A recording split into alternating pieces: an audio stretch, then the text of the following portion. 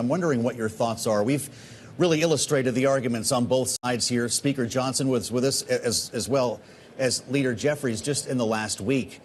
I'm just curious your thought on what appears to be this new position by Republicans on both ends of Pennsylvania Avenue to hunker down for the long term.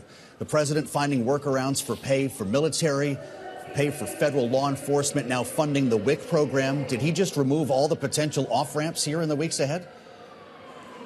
Well, it's pretty clear that he has removed some, and it's pretty clear that Republicans will do anything they can not to negotiate with Democrats. They're willing to go through all these steps, do all these things, and the one thing that we're asking them to do is to come back to the table.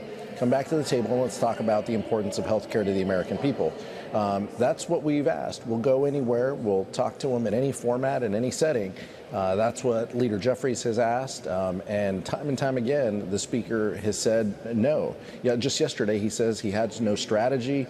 His members have called it an embarrassment that they're not coming back to town. This is the third week in a row that Republicans have not been in session. To have a government shutdown and to not be here is pretty shameful. And I hope that our colleagues on the other side of the aisle come to their senses and at least come to town and talk with us. I know Hakeem Jeffries called everyone back to at least be present and have conversations like this. I don't know if you're having meetings behind the scenes or if you're all, kind of looking at each other as Democrats in the House right now. Congressman, we got a pretty important ruling from a lower court we were just discussing, blocking the president's attempt to fire thousands of federal workers who have been furloughed. That's only a 2-week, a temporary stay, if you will. Is there anything that Democrats plan to do to get involved in the firing of federal workers? Well, we continue to support our federal workforce. We have, and we will continue to do that in the future. Obviously, appreciate the judge stepping in here, but as your reporter mentioned, this is just temporary. This is just for a small amount of time here. But nothing has stopped Donald Trump from continuing the chaos over the last 10 months when it comes to our federal workforce. He uses the federal workforce as pawns. 200,000 have left during DOJ. Over 50,000, have been fired already. So this is nothing new to the workforce. They know that they're under attack, and it's unfortunate. These are folks who work at our airports. They work in our public lands and our public parks, or they work for FEMA. I mean, all of these folks have a job to do, an important job for the American people, and it's sad that Donald Trump continues to use them as political pawns. Congressman, as you saw earlier, the Speaker has not brought anybody back. So are you having any trouble keeping the caucus unified, or are they good with this strategy right now to essentially say, yeah, we'll be happy to meet anywhere, anytime, but yet the Republicans are not meeting? Well, Democrats were here. We had a caucus meeting last night that I presided over. We had one earlier today as well that I presided over. Democrats are here. We're willing to work. We're willing to show the American people that we want Republicans to come back to the table. 25 days. The American public could not be home for 25 days. Yet House Republicans, that's their strategy. The number of days we've actually been in session since they passed their big ugly law has been less than 20.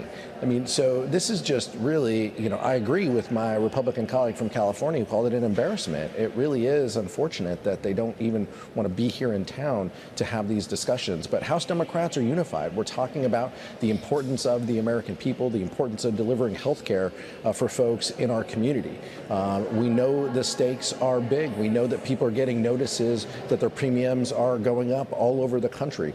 Open enrollment starts for the Affordable Care Act. And oh, by the way, millions of Republicans, millions of people in Republican states utilize the Affordable Care Act. We're fighting for everyone, whether you're in a red state, a blue state, or a purple state. We're fighting for your health care. That's what House Democrats are here in town. That's what we're here talking about. I want to bring this to your home state of California right now, where they're making a decision regarding redistricting. That's on the ballot right now. You have said that you are in favor of it. Do you think there will be the support? Yes, I'm confident that Prop 50 has the support of Californians. This is something that, we didn't want to be in this position when it comes to redistricting, but the president making calls to governors around the country has forced us in a position because we know Donald Trump's ideas are so unpopular. The only way that he avoids accountability and oversight from Congress is to try to rig the congressional elections before they even happen. And so that's why he called Greg Abbott and asked for 5 seats. That's why J.D. Vance is getting Air Force 2 ready to fly to Indiana, just like he did this last weekend. They're asked 1 seat from Missouri, 2 from Indiana, more from Ohio and Florida coming, North Carolina, 1 seat as well. They know that they can't win, so they're going to redistrict just for political purposes. And California is saying enough is enough. And our citizens, our voters in California are ready for that fight, and they're ready to push back against Donald Trump. Overwhelmingly, there hasn't been a single poll that shows the no side having success. The yes side is doing incredibly well. They're up on TV. They're communicating a message. President Obama cut an ad that is played all over the state this week. The yes side has a lot of momentum, and I'm confident that we're going to have success at the ballot on November 4th. Well, this plays right into the case that the Supreme Court began hearing arguments on today. Congressman, I'm sure it's got your attention.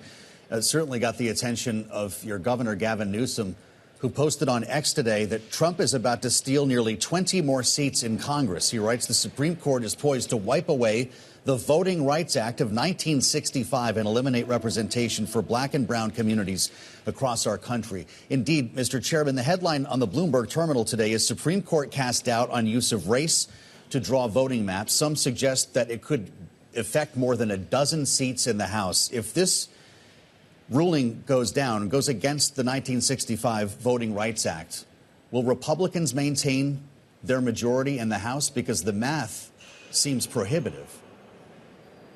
Well, it's too soon to tell when the Supreme Court would rule and what they would rule. But I think it's important to note, as you did in the lead-in, the Voting Rights Act is the bedrock of our democracy. I mean, this was founded as a result of huge inequity within our country that still exists. And the Supreme Court casting doubt that this is just, a temporary measure whose time has come is just absolutely, it's fundamentally wrong. But there's no question, given what Republicans have done over the last few months, that if there is a favorable ruling, they're going to act to engineer a political advantage, again, because they want to avoid accountability and oversight of Donald Trump. That's exactly what they've done. That's what their track record shows, and it's deeply unfortunate. And it comes at the expense of black and brown communities. And so that's what Democrats are pushing back against. And we'll see what the ruling, what timeline for the ruling comes. But we're going to continue to fight to represent every single person we can, whether you're in a red district, a blue district, or a purple district, or a red state. Just like we've done with health care, we're fighting for the American people, irrespective of the state that you live in. We're also seeing Democratic mayors and Democratic governors fighting the president when it comes to National Guard troops. They've been in your state. Yesterday, we heard the president mention Boston. He was concerned that was becoming more violent. So my question to you is, what can Democrats do? Is really their only recourse the courts at this point, as the president continues to send the National Guard troops and Congress has not gotten involved? Well, what we hope is that Republicans start speaking out against this. This is a clear violation of posse comitatus, but until Republican legislators speak out against it, the only recourse we have is in the courts. And the courts have given some rulings, some have been temporary in nature, but that has to be one leg of the stool that we continue to utilize to push back. But oftentimes these cases will end up in the highest court of the land in the shadow docket, and will be decided in Donald Trump's favor without any explanation or any justification. And that's incredibly wrong, but that's exactly what this court has done. But I think our local cities, as a former mayor, I believe in local control, and our local cities and states should absolutely speak up and should absolutely utilize the courts to sue Donald Trump, because there should not be a military presence in the streets of our communities. People can have discussions and debates about the role of law enforcement, whether there's too much or too little law enforcement. I'm a strong supporter of local law enforcement, and we need the revenue streams to pay for law enforcement at the local level. But Donald Trump placing military members in our streets is just wrong, and it's a violation of our laws. Well, you've, of course, heard the president say that L.A. would have burned to the ground if he had not sent National Guard troops into Los Angeles, and he's gone further. Julie just mentioned his suggestion for the city of Boston. He talked about maybe stripping Boston of the FIFA tournament. He's also talking about stripping L.A. of the 2028 Olympics, suggesting that crime may be too rampant and that sanctuary city policies would keep the Olympics from taking place there. What are you, the members of the delegation, the governor, planning to do to protect the Olympics in 28? Look, it's just, I'm trying not to laugh, Joe, honestly. I mean, it is absolutely laughable. Go to Los Angeles, meet me in Los Angeles. Let's catch a Dodger game for the championship series. It is completely fine and safe.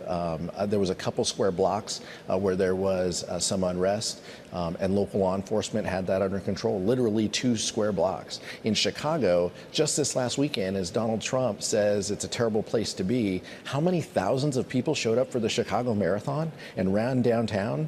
I mean, this is ridiculous, and I think people understand that. We're so proud and privileged to have the LA 28 Olympics coming to Los Angeles, and I'm confident there will be federal investment. There has been federal investment, local coordination with our law enforcement partners. It's going to be a safe and pleasant experience for everybody visiting from across the world.